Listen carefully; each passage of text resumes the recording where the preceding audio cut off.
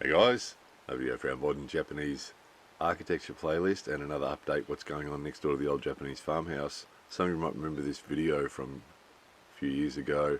This is what it used to sound like at the farmhouse early in the morning.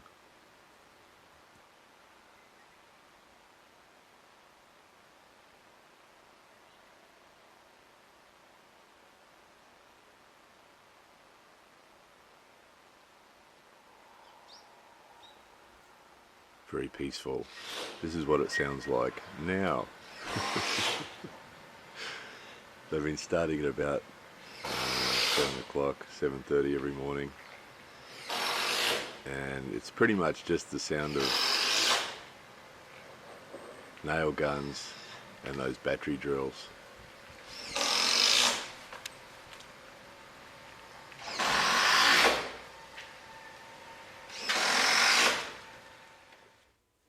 So interestingly, one of the kids found this lying on our driveway. So no idea how it managed to find its way onto our driveway, but that's what that noise is that you can hear. It's battery drills drilling in these little 4 centimeter screws.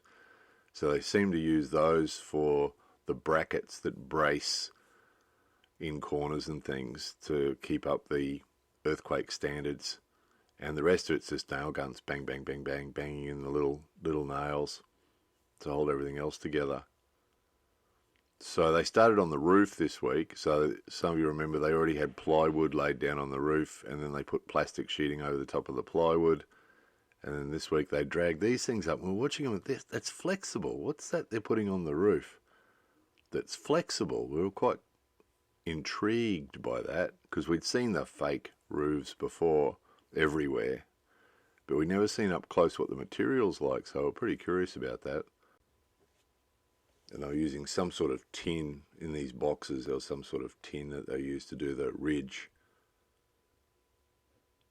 So I could see that. And again, all nail gun. Bang, bang, bang, bang, bang, bang, bang, bang, bang.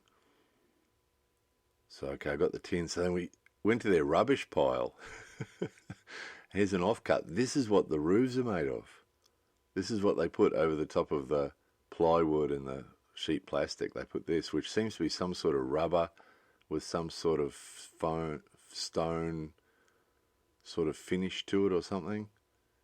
And they just nail that, use the nail guns and go bang, bang and nail that stuff to the roof.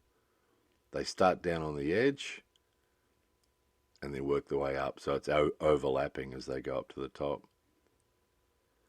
So we know when they sell these houses, they usually sell them with this sort of a maintenance warranty thing that people have to pay a certain amount and every 3 years or something.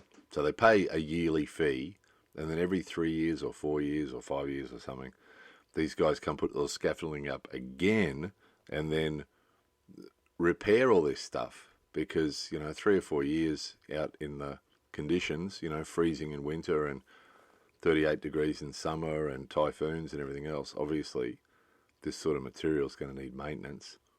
And as you'll see shortly with the walls are high maintenance as well. So they come and we see this all the time. A house that's only 3, 4, 5 years old. We've showed you that before too on previous videos. They'll come put all this scaffold up and spend a couple of weeks there doing the maintenance. And they take all the scaffolding away. And then 3 or 4 years later they come back again. It seems to vary depending on what company it is probably. But it costs a lot of money. The yearly fee that they pay to have it done is quite high. It's quite high maintenance compared with, some of us who come from countries where you have brick houses with tiled roofs. A lot lower maintenance than this. Oh, electrical company turned up and said they had to move our power line that came into our house because it was cutting across the corner of their property by a metre. So they had to put our power line on the other side of that power pole there. Which is interesting because they put it there on the other side of the power pole only a few months ago. You guys saw that when they put up the new power pole. So there's another job that's been redone again. See, how many of those have we seen so far? So anyway, they were there doing that. And this guy seems to be some sort of boss. He spends all his time in the car playing with his phone, with his foot on his window.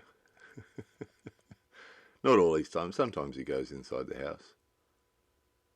A lot of it he's sitting there with his foot up, surfing the net. He might be watching our videos. That'd be ironic, wouldn't it? That'd surprise him, wouldn't it? Starts watching a building a house video and he's in it, or his foot is.